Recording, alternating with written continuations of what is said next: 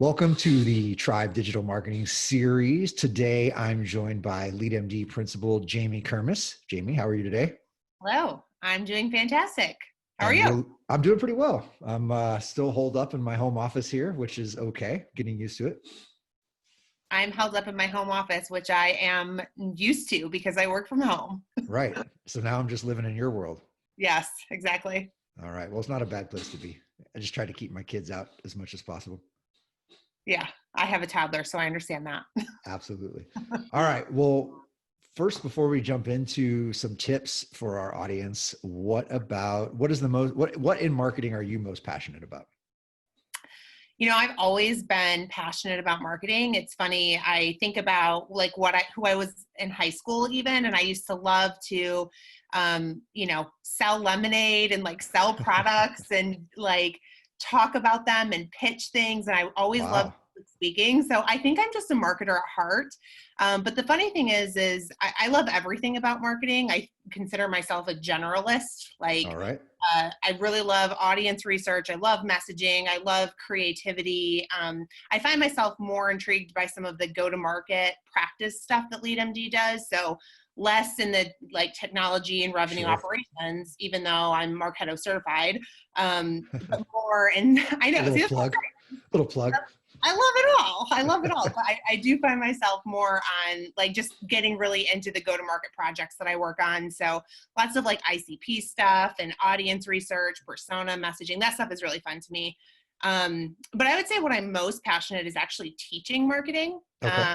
My goal to eventually be a professor. So, and I think that's why I like consulting, is because I get to work with people who are doing cool things and shape the way that they're doing those things and teach them things that I get to learn from all my awesome clients and consultants. So yeah, that's what I like the most. I love it. Wonderfully aspirational. Yes. Well, you mentioned a critical word there, creativity. And I think now with what a lot of folks in marketing are dealing with is the fact that their major events during our prime event seasons are shut down. Hmm. They aren't able to have face-to-face meetings with customers or prospects, which oftentimes, depending on what you sell and who you sell to, is a critical component of how you market and go to market. So people are looking for creativity. They're looking for ways to pivot into maybe more of a digital marketing world, and would love to look to you for what some of those ideas that you might have that people could use and latch onto in this time. Yeah. I actually have a lot of clients that are going through this right now. One in particular actually has their main event that they put on as a company. And it's actually, the event was branded 3 years ago and then they renamed their company their event name. So, I mean, Right. it's a big deal. And It they is a had, big deal. to cancel an event that is your entire team plans for and hosts during the entire year is like just crazy. Right. And so, I think where I've seen people handle this really well is when you focus on your customers and you understand truly what is valuable to them in this time, and to craft messages and offers related to that. And when I say offers, I don't necessarily mean like sales incentives, right? Sure. Like hitting up your marketplace with offers can work in some cases. I'm not saying that it can't, Right. if it's valuable to your customers. But I think that truly having an intimate understanding of, why are you in business and how is your audience affected by what's going on, and then crafting messages that resonate with your audience just to stay top of mind and create, like, kind of stand out from the crowd. I think Right. that's the biggest opportunity right now, is focus less. Obviously, you're always thinking about pipeline creation. You're always thinking Sure. about revenue creation. But I think it's also important to realize that we're all humans going through a lot of things right now. And so as much as what you want to really, close out the quarter strong, just remember that that deal is always there. And it can happen in 2 weeks. It doesn't have to happen this week. Sure. You mentioned the idea of offers and not specifically sales offers. What does that look like in your mind? Because I think that's an interesting concept. Yeah. So one of our clients was actually going to send out a very aggressive email recently, and we had a really good conversation with them around like why they shouldn't do that. Just because it came across as insensitive, in Okay. complete honesty. And so instead, what we're doing is using their product to sort of take a stance on what's going on and to kind of create just some positioning around how their customers could think about it in relation to their product too. Okay. So it's hard to go into like too much examples without, so let's just use this example.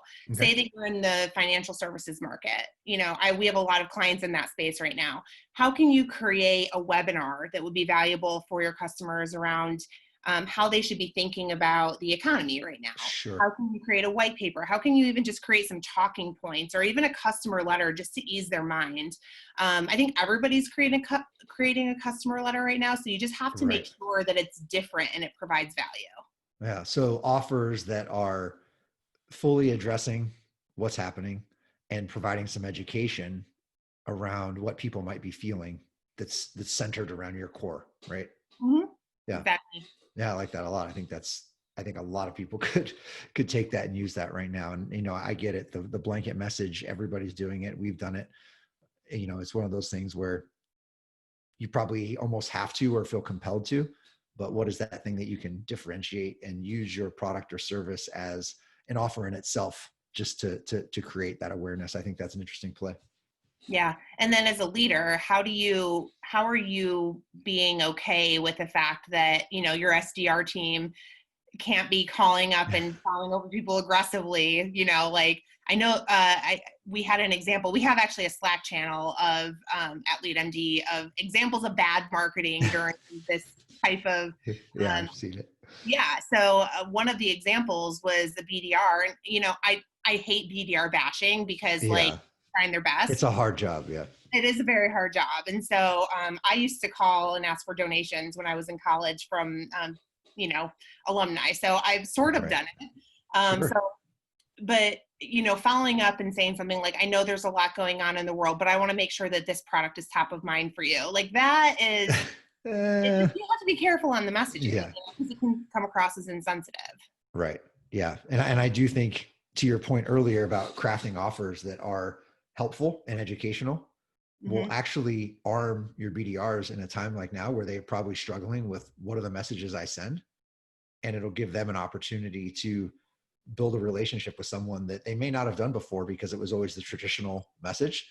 A new message, even in the field in practice like that, might create so much groundswell of support that when people do get back on track, that you have a different conversation later. Absolutely. Yeah. Well, I love it. I appreciate the tips. Have a good Friday. Thanks. You too. All right. Thanks, Jamie. Yep. Bye.